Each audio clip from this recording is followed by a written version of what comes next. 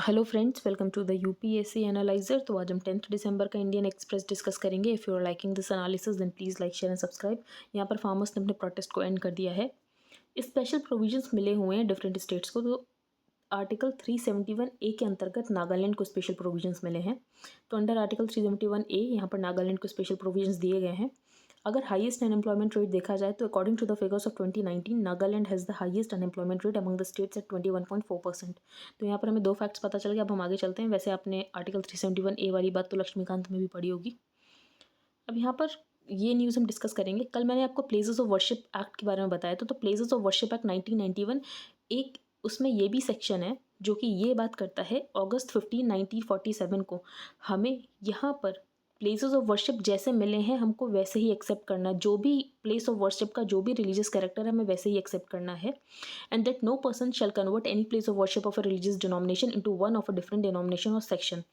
ये नहीं कि इस हमें इसके नीचे आर्कियोलॉजिकल एविडेंस मिले हैं कि यहाँ पर मंदिर नहीं मस्जिद था तो अब यहाँ पर मस्जिद बनानी चाहिए, या इसके नीचे हमें मंदिर के आर्कियोलॉजिकल एविडेंस मिले हैं तो यहाँ पर हमें मंदिर बनानी चाहिए। ऐसा नहीं। जो अगस्त 15 1947 को जो रिलीजियस स्ट्रक्चर का हमें डिनोमिनेशन मिला है हमें उसको वैसे ही एक्सेप्ट करना है। रिलीजियस कन्फ्लिक्ट की वजह से नेशन वैसे भी बहुत ज़्यादा सफ़र कर चुका है, इसीलिए इस एक्ट में और कोई चेंजेस नहीं होने चाहिए। तो प्लेसेस ऑफ वर्शिप एक्ट यहाँ पर 1991 बात करता है कि 15 अगस्त 1947 को हमें जो भी रिलीजियस डिनोमिनेशन मिला है जिस भी रिलीजियस स्ट्रक्चर का तो हमें वैसे ही एक्सेप्ट करना है। And that no person shall convert any place of worship of a religious denomination into one of a different denomination और सेक्शन। तो ये ज़रूरत है कॉर्डियलिटी और हार्मनी मेंटेन करने के लिए कि और रिलीजियस कन्फ्लिक्ट ना हो। तो ऐसे में चलते हमें इस एक्ट को लेटर एंड स्पिरिट में फॉलो करने की ज़रूरत है। आगे चलते हम। NIPER bill pass national importance tag for 6 pharma institute. अब यहाँ पर 6 फार्मा इंस्टीट्यूट को नेशनल इंपॉर्टेंस टैग दे दिया गया है। अब इंस्टीट्यूट ऑफ नेशनल इंपॉर्टेंस की वजह से क्या होगा, उनको यहाँ पर ज़्यादा ऑटोनॉमी मिलेगी। ज़्यादा ऑटोनॉमी होगी तो ज़्यादा अकाउंटेबिलिटी होगी, ज़्यादा रिसर्च हो पाएगी। ज़्यादा रिसर्च हो पाएगी तो इंडिया से ज़्यादा पेटेंट्स होंगे, इंडिया से ज़्यादा पेटेंट्स होंगे तो यहाँ पर हम हाई वैल्यू फार्मास्यूटिकल्स को मैन्युफैक्चर कर सकते हैं। तो इसके ये सारे कुछ बेनिफिट्स होने वाले हैं। इसके अलावा इस बिल में एक और बात की गई है कि यहाँ पर एक एडवाइजरी काउंसिल बनाई जाएगी। अब एडवाइजरी काउंसिल में अपोजिशन मेंबर्स का यही कहना है कि एडवाइजरी काउंसिल में आप स्टेट्स के मेंबर को भी रिप्रेजेंटेशन दो। तो health minister Mansukh Mandaviya said during a debate on the bill that NIPERs will helping in research that would bring more patients for India, more patents for India, which in turn would mean the nation can produce high cost pharmaceuticals। और यहाँ पर बात की गई है कि epics council भी बनाई जाएगी इस एक्ट के अंतर्गत। आगे चलते हैं। अब हमें पार्लियामेंट में एक डेटा पेश हुआ जिससे हमें ये बात पता चली कि 2020 में 47,984 रोड एक्सीडेंट्स हुए हैं और 2019 में इससे थोड़े ज़्यादा हुए। अब 2020 में पैंडेमिक था, लॉकडाउन था, जिसकी वजह से ज़्यादा यहाँ पर मूवमेंट हुआ नहीं, इसीलिए हमें रोड एक्सीडेंट थोड़े कम दिख रहे हैं। अब रोड एक्सीडेंट्स के मेन कॉजेज़ हैं क्या? तो पहला यहाँ पर कॉज है vehicle design and condition, road engineering, speeding, drunken driving, consumption of alcohol and drugs, driving on the wrong side, jumping the red light, use of mobile phones. इसके अलावा अब इसको इंश्योर करने के लिए कि रोड एक्सीडेंट्स कम हो तो उसके लिए क्या किया जाएगा, तो यहाँ पर सेफ्टी ऑडिट की जाएगी हर स्टेज में, डिज़ाइन स्टेज में, कंस्ट्रक्शन स्टेज में, O&M स्टेज में। और यहाँ पर इंडिपेंडेंट रोड सेफ्टी एक्सपर्ट्स को इंगेज करने की कोशिश की जाएगी और यहाँ पर हर जगह सेफ्टी ऑडिट किया जाएगा ताकि यहाँ पर जो रोड एक्सीडेंट्स है वो कम किए जा सके। एक प्रॉब्लम हमें ये भी पता चली थी पैंडेमिक के दौरान कि हमारे पास स्किल्ड ड्राइवर्स नहीं है जो कि यहाँ पर लिक्विड मेडिकल ऑक्सीजन को यहाँ पर ट्रांसपोर्ट कर सके।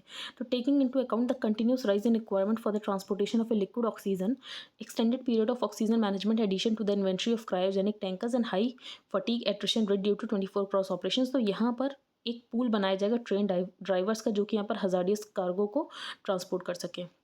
अब मैंने आपको बताया था डेमोक्रेसी समिट है जो कि यहाँ पर यूएस होस्ट कर रहा है और यूएस ने लगभग यहाँ पर 110 कंट्रीज़ को इनवाइट किया है। इसमें यूएस ने पाकिस्तान को भी इनवाइट किया था, ताइवान को भी इनवाइट किया था, लेकिन पाकिस्तान यहाँ पर यूएसए ने चाइना और रशिया को इन्वाइट नहीं किया था। अब चाइना और रशिया डेमोक्रेसीज नहीं है तो ऐसे में इन्वाइट करना बनता भी नहीं है।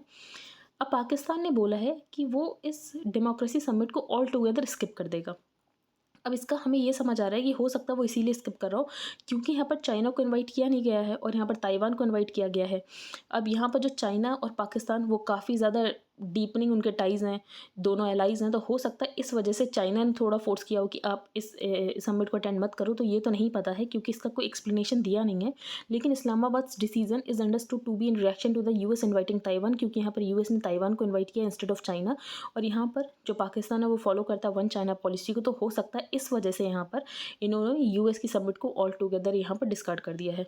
तो चाइना ऑन थर्सडे एक्यूज, इसके अलावा चाइना ने यूएस को अक्यूज़ किया है कि यूएस यहाँ पर डेमोक्रेसी को वेपनाइज कर रहा है, यहाँ पर कोल्ड वॉर वाली मेंटेलिटी है, डेमोक्रेसी और नॉन डेमोक्रेसीज में यहाँ पर कंट्रीज़ को डिवाइड करने की कोशिश कर रहा है। इसके अलावा यहाँ पर यूएस का एक और इनिशिएटिव है, alliance for the future of the internet. अब चाइना का ये भी कहना है कि इस इनिशिएटिव के अंतर्गत यहाँ पर जो यूएस है वो अमेरिका की साइबर हेजेमनी यहाँ पर बनाने की कोशिश कर रहा है।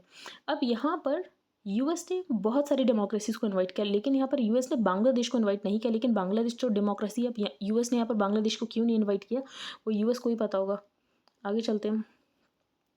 अब जनरल रावत लेगेसी, अब यहाँ पर सीडीएस बिपिन रावत ने कौन कौन से रिफॉर्म्स किए हैं वो हम देखते हैं। तो सबसे पहला और सबसे इंपॉर्टेंट रिफॉर्म थिएटर कमांड बनाने की बात की गई है। तो general Rawat's duty as the CDS included bringing about jointness in the three services and carrying out reforms with the aim of augmenting the combat capabilities of the armed forces. तो यहाँ पर बात की गई थी कि हम इंटीग्रेटेड थिएटर कमांड्स बनाएंगे। ये सबसे इंपॉर्टेंट रिफॉर्म है थिएटर कमांड्स का। अभी देखा जाए तो हमारे पास सर्विस स्पेसिफिक कमांड्स हैं, यहाँ पर सर्विस स्पेसिफिक कमांड्स, और ऐसी हमारे पास लगभग 17 कमांड्स हैं। अब यहाँ पर सर्विस स्पेसिफिक कमांड्स की थोड़ी कमियाँ होती हैं। अब वो कमियाँ क्या होती हैं वो हम देख लेंगे। इसीलिए हमें ज़रूरत है थिएटर कमांड्स की। ये जो आर्म्ड फोर्सेज हमारी ये जॉइंटनेस में कोई ऑपरेशन कर सकें, तो उसके लिए यहाँ पर इंटीग्रेशन की बहुत ज़्यादा ज़रूरत है। Each service specific command apart from those responsible, तो यहाँ पर हर सर्विस स्पेसिफिक कमांड क्या करती है, ट्रेनिंग और मेंटेनेंस तो करती करती साथ ही में अपने इंडिविजुअल ऑपरेशंस करती रहती है। अब यहाँ पर अगर सारी जो भी फोर्सेस हैं वो अगर सिलॉज में ऑपरेट करेंगे तो उसकी वजह से यहाँ पर सिनर्जाइजेशन नहीं हो पाता है, और अगर सिनर्जी नहीं बैठती है तो ऑप्टिमाइजेशन नहीं हो पाता है। तो ये सारी प्रॉब्लम्स को दूर करने के लिए यहाँ पर थिएटर कमांड्स की ज़रूरत है। तो general Rawat's plan for restructuring the military called for the creation of integrated theatre commands which would have the necessary elements of all three services under its operational control. तो यहाँ पर जैसे हमने सर्विस स्पेसिफिक कमांड्स बना रखी है, तो service specific commands ना बनाकर हमें यहाँ पर ज़रूरत है थिएटर कमांड बनाने की। तो वेस्टर्न थिएटर कमांड एक बना दी गई। अब वेस्टर्न थिएटर कमांड में यहाँ पर तीनों ही फोर्सेज एक दूसरे के साथ यहाँ पर कोऑपरेट करेंगे। तो it was propose to create a western theatre command जो कि यहाँ पर वेस्टर्न बॉर्डर को देखेगी, एक ईस्टर्न थिएटर कमांड जो कि यहाँ पर नदर्न बॉर्डर को देखेगी, फिर एक maritime theatre command to look after the maritime threat, और एक एयर डिफेंस कमांड बनाने की बात की गई थी। ये थिएटर कमांड वाला रिफॉर्म बहुत इंपॉर्टेंट है। दूसरी बात, service specific planning also created another operational deficiency, the services were focused. अब यहाँ पर जो सर्विसेज हैं जब वो सिलॉज में काम करती थी तो उनका फोकस यही होता था कि कैसे हम अपनी कन्वेंशनल सुपीरियॉरिटी बढ़ाएं। लेकिन आज का अगर देखा जाए तो आज कन्वेंशनल सुपीरियॉरिटी बढ़ाने की ज़रूरत नहीं है। अब यहाँ पर जो आर्मी है वो ज़्यादा से ज़्यादा टैंक्स एक्वायर करने में लगी रहती थी। तो अब टैंक्स का क्या फ़ायदा, अगर हम पाकिस्तान की बॉर्डर आप मान लें तो पाकिस्तान के बॉर्डर में क्या है, अगर बॉर्डर की दूसरी साइड जाओ तो वहाँ पर आपको सिर्फ फील्ड्स मिलेंगी। तो ऐसे में टैंक्स का आज ज़्यादा यूज़ नहीं है। तो service specific planning also created another operational deficiency, the services were focused on enhancing their conventional capability in traditional platforms. लेकिन आज ज़रूरत है यहाँ पर और तरीके की यहाँ पर चैलेंजेस को टैकल करने के लिए, जो कि चैलेंजेस है information warfare, cyber, psychological operations. तो अब ये सारी चीज़ें करने की ज़रूरत है, इसीलिए यहाँ पर मॉडर्नाइजेशन बहुत ज़रूरी था। तो it is now widely accepted that information is new domain of warfare. अब यहाँ पर इन्फॉर्मेशन एक नया डोमेन ऑफ वॉरफेयर है। इसके लिए भी एक रिफॉर्म किया गया है, वो है डिफेंस साइबर एजेंसी बनाई गई under the CDS. General Rawat was also responsible for assigning inter services prioritisation to capital acquisition proposal. अब ये यहाँ पर ये बात की गई कि हमेशा जितना बजट एलोकेशन होता है तो यहाँ पर जो डिमांड होती है थ्री सर्विसेज के द्वारा वो ज़्यादा ही होती है और यहाँ पर बजट एलोकेशन कम होता है। तो इस वजह से तीनों सर्विसेज में यहाँ पर कंपटीशन होता है कि किसका प्रपोजल जो है वो सबसे पहले एक्सेप्ट कर लिया जाएगा। तो ऐसा तीनों सर्विसेज में कंपटीशन ना हो तो उसके लिए यहाँ पर एक और रिफॉर्म किया गया था। CDS office would ensure that the priorities of the three services were given equal weightage। तो यहाँ पर ये नहीं हो कि आपस में सर्विसेज में ही कंपटीशन हो रहा है कि किसके प्रपोजल को पहले एक्सेप्ट किया जा रहा है। ब्रिंगिंग अबाउट जॉइंटनेस ऑल्सो मेंट, अब यहाँ पर जॉइंटनेस की वजह से जो डुप्लीकेशन है वो भी कम होगा। Three services should be able to combine their logistics and training facilities. तो यहाँ पर लॉजिस्टिक्स और ट्रेनिंग फैसिलिटीज़ कंबाइन होंगी, उसकी वजह से डुप्लीकेशन वाली प्रॉब्लम भी कम होगी। तो उसके लिए यहाँ पर डुप्लीकेशन ना हो लॉजिस्टिक्स में, उसके लिए यहाँ पर एक जॉइंट लॉजिस्टिक नोट्स भी बनाया गया गुवाहाटी में, पोर्ट ब्लेयर एंड मुंबई। अब ये सारे रिफॉर्म्स लेना बहुत ज़रूरी है क्योंकि चाइना यहाँ पर लाइन ऑफ एक्चुअल कंट्रोल के अराउंड यहाँ पर एग्रेशन कर रहा है। बाकी पाकिस्तान तो हमेशा प्रॉक्सी वॉर करता ही रहता है। नॉर्थ ईस्ट में भी कुछ चैलेंजेस देखने को मिल रहे हैं, तो ऐसे में रिफॉर्म्स लेना बहुत ज़्यादा ज़रूरी है। हो सकता है कि कुछ यहाँ पर इंटर सर्विसेज प्रॉब्लम हो इन रिफॉर्म्स को लेने में, तो यहाँ पर ज़रूरत है जो पॉलिटिकल लीडरशिप है वो अगर कोई भी डिफरेंसेस आते हैं तो उनको सॉल्व करने की कोशिश करें अमंग द सर्विसेज। तो आई होप आपको ये आर्टिकल समझ आ गया। इसमें पहले थिएटर कमांड की बात की गई कि थिएटर कमांड बहुत ज़्यादा ज़रूरत है, यहाँ पर ऑगमेंटेशन करने की बहुत ज़्यादा ज़रूरत है अमंग द 3 सर्विसेज। अगर ऑगमेंटेशन नहीं करेंगे तो डुप्लीकेशन होगा एफर्ट्स का, तो हमारे रिसोर्सेज वेस्ट होंगे और ऐसे में हमें अपने रिसोर्सेज को वेस्ट करने की ज़रूरत नहीं है जब हमारे आसपास यहाँ पर 2 फ्रंट वॉर का खतरा हमेशा बना रहता है। अब हम ये आर्टिकल डिस्कस करेंगे एंड द इम्प्यूनिटी। नागालैंड में मैंने आपको बताया कि यहाँ पे सिविलियंस की किलिंग हो गई, उनको मिस्टेक कर लिया गया कि वो लोग इंसर्जेंट्स हैं। अब आर्मी की जो स्पेशल यूनिट थी उनको यहाँ पर इंटेलिजेंस मिला था, लेकिन ये इंटेलिजेंस गलत था। इंटेलिजेंस एरर की वजह से यहाँ पर फायरिंग होगी, जिसकी वजह से यहाँ पर कुछ सिविलियंस की मौत हो गई। अब गवर्नमेंट से अगर पूछा जाएगा कि आपको कहाँ से इन्फॉर्मेशन मिली थी, तो गवर्नमेंट बताने से मना कर देगी। गवर्नमेंट बोलेगी तो क्लासिफाइड इन्फॉर्मेशन, हम नहीं देंगे इसको, ठीक है। विद एवरी सच इनकाउंटर, तो बहुत बार ऐसे इनकाउंटर्स हुए हैं जिसमें यहाँ पर सिविलियंस की जान गई है और ये आफ्सपा की वजह से होता है अकॉर्डिंग टू द ऑथर। तो armed forces special powers act की इसीलिए डिमांड हो रही है कि इस आफ्सपा को यहाँ से हटाया जाए। हाउ कैन अ कंट्री, अब ऑथर ने सवाल पूछा है कि क्विट इंडिया मूवमेंट के को रजिस्ट करने के लिए यहाँ पर ब्रिटिशर्स इस एक्ट को लेकर आए थे, तो क्या ज़रूरत है इंडिपेंडेंस के बाद हम अपने ही लोगों के ऊपर इस ड्रेकोनियन एक्ट का यूज़ कर रहे हैं। तो how can independent India impose an act that gives legal protection. तो यहाँ पर आर्म्ड फोर्सेस को लीगल प्रोटेक्शन दी जाती है कि आप यहाँ पर किसी को भी सिर्फ सस्पेशन के बेसिस के ऊपर किसी पर भी गोली चला सकते हो अगर आपको लगता है वो टेररिस्ट है, वो एक्सट्रीमिस्ट है, इंसर्जेंट है। 1997 में यहाँ पर nationalist socialist council of Nagaland, जिसको यहाँ पर इसाक मुवैया ने बनाया था, यहाँ पर टॉक शुरू हुई इंडियन गवर्नमेंट के साथ। उसी समय यहाँ पर Naga people's movement for human rights ने यहाँ पर सुप्रीम कोर्ट को अप्रोच किया कि ये जो आफ्सपा एक्ट है इसको हटाया जाना चाहिए। सुप्रीम कोर्ट ने इस एक्ट की कॉन्स्टिट्यूशनैलिटी को यहाँ पर अपहेल्ड किया कि ये एक्ट जो है ये कॉन्स्टिट्यूशनल है, क्योंकि यहाँ पर ज़रूरत है आर्मी को कुछ पावर्स देने की अगर हमें लॉ एंड ऑर्डर को मेंटेन करना है। 2016 में जब बहुत सारी पिटीशंस गई रिगार्डिंग आफ्सपा, तो उसके बाद यहाँ पर एक्स्ट्रा जुडिशियल किलिंग्स के लेकर यहाँ पर इन्वेस्टिगेशन शुरू हुई, लेकिन उसकी रिपोर्ट अभी तक नहीं आई है। Why are the north eastern states of India and Jammu and Kashmir single out for imposition of AFSPA. According to the author यहाँ पर जो आफ्सपा लगाया जाता है वो सिर्फ जम्मू एंड कश्मीर में लगाया जाता है, नहीं तो यहाँ पर नॉर्थ ईस्टर्न स्टेट्स में लगाया जाता है और इंडिया के स्टेट्स में नहीं लगाया जाता है। लेकिन और इंडिया के स्टेट्स में भी लेफ्ट विंग एक्सट्रीमिज्म है, लेकिन फिर भी नहीं लगाया जाता है। हमेशा यहाँ पर नॉर्थ ईस्ट को सिंगल आउट किया जाता है अकॉर्डिंग टू द ऑथर। तो reality is that the north east is not only less understood, तो अकॉर्डिंग टू द ऑथर यहाँ पर नॉर्थ ईस्ट को एलिमिनेट करने की कोशिश की जा रही है। अब ऐसा है या नहीं है आप वेरी कर सकते हैं। मैनी आर वंडरिंग, अब यहाँ पर गवर्नमेंट की पीस टॉक चल रही NSCN इसाक मुवैया। अब अकॉर्डिंग टू द ऑथर यहाँ पर जो NSCN है उसको गवर्नमेंट को ज़्यादा ही इंपॉर्टेंस दे रही है और बाकी नागा नेशनल पॉलिटिकल ग्रुप्स को इतनी इंपॉर्टेंस नहीं दे रही है। यहाँ पर गवर्नमेंट को कोशिश करनी चाहिए कि बाकी नागा नेशनल पॉलिटिकल ग्रुप्स के साथ टॉक्स करे, क्योंकि उनकी डिमांड्स भी इतनी ज़्यादा नहीं है। अब ये जो NSCN के बारे में ऑथर ने कुछ यहाँ पर फैक्ट्स बताए। जो NSCN है वो बेसिकली यहाँ पर एक्सटॉर्शन करता है नॉर्थ ईस्ट में, इसके अलावा यहाँ पर लोगों को ट्रॉमेटाइज करता है। तो in the past they have been mercilessly gun down rival factions, but there has been no reaction because the people of Nagaland traumatise a lot. तो यहाँ पर नागालैंड के जो सिविलियंस हैं उन्हें यहाँ पर स्टेट एक्टर्स के द्वारा और नॉन स्टेट पावर्स के द्वारा सबकी रेथ यहाँ पर इन लोगों को ही, इन सिविलियंस को ही झेलनी पड़ रही है। अगर 2015 से देखें तो 2015 में एक पीस फ्रेमवर्क साइन हुआ।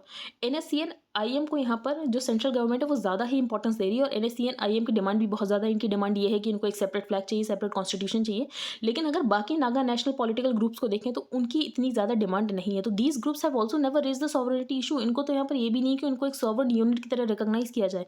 तो working committee of the 7 NNPGs Naga national political groups roped in to join the peace talks are also oppose to the idea of challenging interlocutors. अब यहाँ पर जो NSCN है उसकी डिमांड रहती है कि यहाँ पर इंटरलोक्यूटर इनको बदल देना चाहिए क्योंकि हमारी टॉक्स ठीक से नहीं हो पा रही हैं।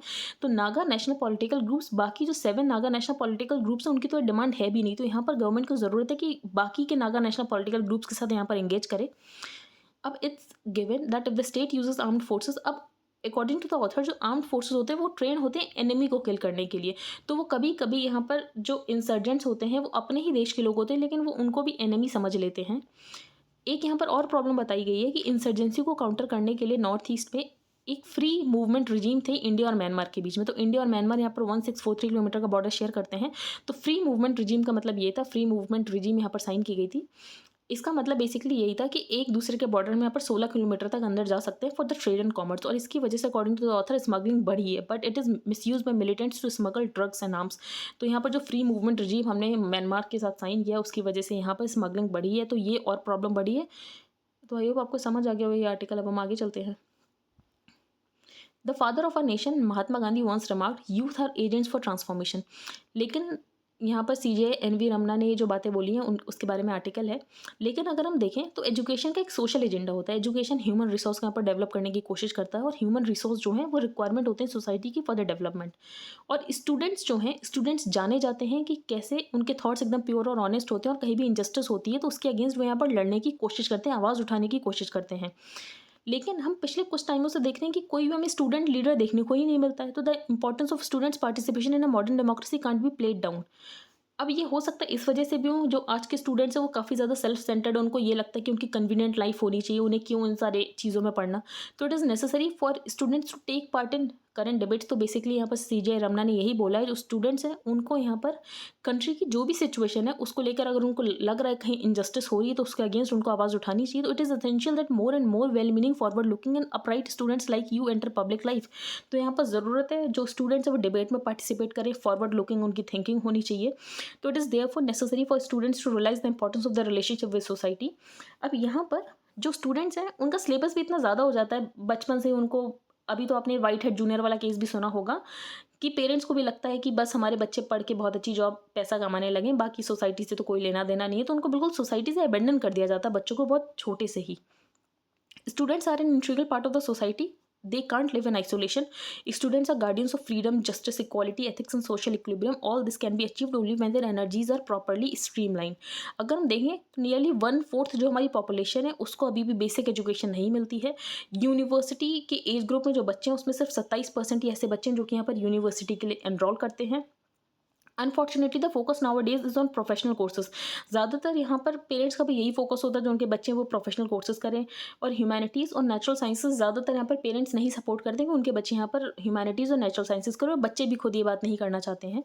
The learnings of my generation वो different in addition to formal learning. तो आजकल फॉर्मल लर्निंग को यहाँ पर ज़्यादा इंपॉर्टेंस दी जाने लगी है। सोसाइटी में लोग कुछ नहीं देखते हैं, सिर्फ उन फॉर्मल लर्निंग क्लासरूम वाले स्टाइल में यहाँ पर लोग बंद होकर रह चुके हैं। Lawyers can't be strangers. फिर यहाँ पर लॉयर्स की बात की गई, जो लॉयर्स हैं वो कितने ज़्यादा इंपॉर्टेंट होते हैं सोसाइटी के लिए। तो आई होप आपको इस आर्टिकल में ये समझ आया है कि आपने देखा होगा कि आजकल जो यूथ है वो पॉलिटिक्स में आने के लिए नहीं आना चाहता। इसके बारे में एथिक्स में एक बार क्वेश्चन भी आया था, जो यूथ है उनको कैसे मोटिवेट किया जा सकता है कि वो भी पॉलिटिक्स में आए। उनको हमेशा लगता है जो पॉलिटिक्स हैं यहाँ पर बैड पीपल होते हैं, यहाँ पर क्या ज़रूरत है आने की, लेकिन किसी को तो यहाँ पर इनिशिएटिव लेना पड़ेगा चेंज का। आगे चलते हैं। Majority in jail. तो एनसीआरबी के डेटा से ये पता चलता है जो यहाँ पर हिंदू मेजॉरिटी स्टेट है वहाँ पर मुस्लिम ज़्यादा हैं जेल में एज अंडर ट्रायल्स, और यहाँ पर जो जैसे जम्मू कश्मीर है तो जम्मू कश्मीर तो मुस्लिम मेजॉरिटी है तो वहाँ पर हिंदू ज़्यादा हैं as under trials in the jail. तो इससे क्या पता चल रहा है? इससे ये पता चल रहा है जो पुलिस है वो कम्युनली बायस है। तो in almost every state the minorities are over represented in jail and the majorities are under represented. This is a clear indication of the communalisation of the police that tends to prevail. तो according to the author यहाँ पर communalisation है police का, जिसकी वजह से हमें ऐसा देखने को मिल रहा है कि मेजॉरिटी किसी और कम्युनिटी की है, जेल में ज़्यादातर लोग आपको किसी और कम्युनिटी के मिलेंगे। आगे चलते हैं। यहाँ पर डेटा भी ऑथर ने इसके लिए दिया है। फॉर एग्जांपल ड्यूरिंग यूपीए 2 यहाँ पर जो मुस्लिम्स थे वो 19 to 21% हैं एनडीए 2 के टाइम में। असम में मुस्लिम्स की अगर पॉपुलेशन देखें तो 34% है, लेकिन अगर उनका अंडर ट्रायल्स देखें जेल में तो वो 43 से 47.5% है। ऐसे ही जम्मू कश्मीर में यहाँ पर हिंदू ज़्यादातर अंडर ट्रायल्स की तरह। तो in this state where Hindus represent 28.5% of the population, और अगर अंडर ट्रायल्स के रूप में देखा जाए तो 34 to 39.5% है जो कि यहाँ पर अंडर ट्रायल्स हैं। आगे चलते हैं। अब यहाँ पर इनको मिला है बालकृष्ण दोषी को royal gold medal 2022 by the royal institute of British architects, और ये वर्ल्ड का हाईएस्ट ऑनर है फॉर आर्किटेक्चर। तो आपको नाम याद होना चाहिए, बालकृष्ण दोषी। यहाँ पर मिला है इनको रॉयल गोल्ड मेडल 2022। अब इन्होंने बहुत सारी यूनिवर्सिटीज़ का डिज़ाइन किया है। तो many of his iconic buildings include Indian institute of management in Bengaluru, Sangath, his studio in Ahmedabad school of architecture, जिसको बाद में सीईपीटी यूनिवर्सिटी की तरह रीनेम कर दिया गया। आगे चलते हैं। ये हम नहीं पढ़ेंगे, इसमें कुछ भी इंपॉर्टेंट नहीं। नॉन कन्वर्टेबल डिबेंचर्स को लेकर ये रिपोर्ट हम डिस्कस कर चुके हैं, एक बार फिर से डिस्कस कर लेते हैं। तो वेल्थ इनइक्वालिटी रिपोर्ट आई। वेल्थ इनइक्वालिटी रिपोर्ट कौन कौन को ऑथर करता है? तो report has been authored by economist and co director of the world inequality lab Lucas Chancel along with economist Thomas Piketty, Emmanuel Saez and Gabriel Zucman. तो इतना तो नाम नहीं याद रख सकते। अब इस रिपोर्ट से क्या पता चला है, जो इंडिया है वो पुअर भी है, साथ में अनइक्वल भी है, और यहाँ पर कुछ ही लोग हैं चूँकि एलीट है। जो टॉप 10% है उनके पास 57% of the total national income है, जो टॉप 1% है उनके पास 22% of the total national income है, और जो 50% है, बॉटम 50%, उनके पास सिर्फ 13% of the total national income है। और इस रिपोर्ट से क्या बातें पता चली हैं, also even as countries have become richer over the last 40 years, जो कंट्रीज़ हैं वो तो रिच हुए, लेकिन जो गवर्नमेंट्स है वो पुअर हुई हैं। इसका मतलब ये है जो वेल्थ है वो यहाँ पर प्राइवेट लोगों के पास ज़्यादा है। तो the rise in private wealth, अब प्राइवेट वेल्थ में भी जो राइज हुआ उसमें भी इनइक्वालिटी, तो has also been unequal within countries and at world levels. तो यहाँ पर जो प्राइवेट वेल्थ में इंक्रीज़ हुआ है उसमें भी इनइक्वालिटीज़ हैं। अगर इंडिया की प्राइवेट वेल्थ देखी जाए तो इंडिया की बेसिकली काफ़ी इंक्रीज़ हुई है। 290% थी 1980 में, अब देखा जाए तो 560% है। तो बेसिकली जो भी लिबरलाइजेशन पॉलिसीज उसके बाद हमने देखा कि हमारी यहाँ पर जो प्राइवेट वेल्थ है हमारी भी इंक्रीज़ हुई है। ग्लोबल इनइक्वालिटीज़ अभी इतनी ही है जितनी वेस्टर्न इंपीरियलिज्म के टाइम में थी, जब यहाँ पर ब्रिटिश ने कॉलोनाइज कर रखा था सब कुछ। वेमेन शेयर देखा जाए टोटल इनकम में तो बहुत मार्जिनली बढ़ा है, 30% था 1990 में, अभी देखा जाए तो सिर्फ 35% ही है। तो अब इन सारी प्रॉब्लम को सॉल्व करने के लिए क्या किया जा सकता है, ये जो रिचेस है इनके ऊपर एक वेल्थ टैक्स लगाया जा सकता है ऑन मल्टी मिलियनियर्स। अब डेमोक्रेसी समिट के बारे में ही यही है। तो democracy summit came in for criticism. अब रशिया चाइना को इनवाइट नहीं किया गया तो वो क्रिटिसाइज़ कर रहे हैं, और इनका यही कहना है कि कोल्ड वॉर मेंटालिटी को यहाँ पर दिखाता है। हंगरी एक ईयू मेंबर, सिर्फ एक ही ऐसा ईयू मेंबर है जिसको यहाँ पर नहीं इन्वाइट किया गया। पाकिस्तान को यहाँ पर इन्वाइट किया गया, लेकिन पाकिस्तान ने आने से मना कर दिया। टर्की को यहाँ पर इन्वाइट नहीं किया गया, इजिप्ट को यहाँ पर इन्वाइट नहीं किया गया। अब यहाँ पर एक फंड बनाया जाएगा to launch initiative that would spend up to $424 million. अब ये क्यों स्पेंड किया जाएगा, जो अराउंड द वर्ल्ड यहाँ पर इंडिपेंडेंट मीडिया को सपोर्ट करने के लिए, एंटी करप्शन वर्क के लिए और इन सब के लिए, ताकि डेमोक्रेसी और ज़्यादा स्ट्रेंथन हो, उसके लिए ये जो फंड है ये बनाया जाएगा। बाकी यहाँ पर बात की गई है जो डेमोक्रेसीज़ हैं डिलीवर कर सकती हैं, तो ये बात दुनिया को दिखाने की ज़रूरत है। जो डेमोक्रेसीज़ हैं वो ऑटोक्रेसी से ज़्यादा अच्छी होती हैं। तो need to show the world that democracies are far better vehicle for societies than autocracy. अब न्यूजीलैंड जो है वो प्लान कर रहा है कि कैसे स्मोकिंग को बंद किया जाए। तो हर साल ये minimum age to buy smoke एक साल बढ़ाते जाएंगे, ताकि यहाँ पर एक टाइम ऐसा आ जाए कि कोई भी यहाँ पर स्मोक खरीद ही नहीं सकता हो, कोई भी यहाँ पर सिगरेट खरीद ही नहीं सकता हो। यूएस ने भी एक यहाँ पर प्रोविजन किया, जो फेडरल मिनिमम एज है टू बाय टोबैको प्रोडक्ट्स उसको बढ़ा दी गई थी, 18 साल से 21 साल कर दी गई थी। बाकी यहाँ पर न्यूजीलैंड अपना लॉ लेकर आएगा और यहाँ पर हर साल एक साल बढ़ाता जाएगा minimum age to buy cigarettes. इसके अलावा लोग कोशिश करेंगे जो भी टोबैको प्रोडक्ट्स बिक भी रहे हैं उनके निकोटिन लेवल्स बहुत ज़्यादा कम हो। इसके अलावा जो भी स्टोर्स यहाँ पर बेचते हैं सिगरेट्स को, उनका भी नंबर कम किया जाए। इससे पहले इन्होंने टैक्स भी बहुत ज़्यादा बढ़ाया, लेकिन टैक्स बढ़ाया उसकी वजह से यहाँ पर ब्लैक मार्केट होने लग गया। तो Kaushal said the tax increases on tobacco had already created a black market that was being exploited by gangs. तो यहाँ पर टैक्स बढ़ाया जाता है तो उसकी वजह से ब्लैक मार्केटिंग ज़्यादा होने लगती है। कंज्यूमर कॉन्फिडेंस सर्वे ये हम नहीं पढ़ेंगे, ये हर बार रिलीज़ होता रहता है। यहाँ पर जो पेटीएम है उसको यहाँ पर शेड्यूल स्टेटस दे दिया गया है। तो Paytm payments bank has been given the schedule bank status by the Reserve Bank of India. तो यहाँ पर इसको इंक्लूड कर लिया गया in the second schedule to the Reserve Bank of India Act 1934। तो आरबीआई एक्ट 1934 में सेकंड शेड्यूल में यहाँ पर शेड्यूल बैंक्स मेंशन है, जिसमें यहाँ पर पेटीएम को भी इंक्लूड कर लिया गया है। बाकी यहाँ पर जो डिलीवरी है ये जल्दी यहाँ पर ड्रोन सर्विस शुरू कर सकती है फॉर द डिलीवरी सर्विसेज। तो logistic service provide delivery on Wednesday side it has acquired California based transition robotics Inc. और यहाँ पर कोशिश की जाएगी कैसे ड्रोन से यहाँ पर डिलीवरी की जाए। गवर्नमेंट ने भी यहाँ पर कोशिश की है कि वैक्सीन की डिलीवरी ड्रोन से की जाए, तो हो सकता है जल्द से बाकी और भी प्रोडक्ट्स की सर्विसेज यहाँ पर ड्रोन से डिलीवरी होगी। तो आई होप आपको आज का न्यूज़पेपर समझ आए। If you like the video then please like share and subscribe. Thank you and have a nice day.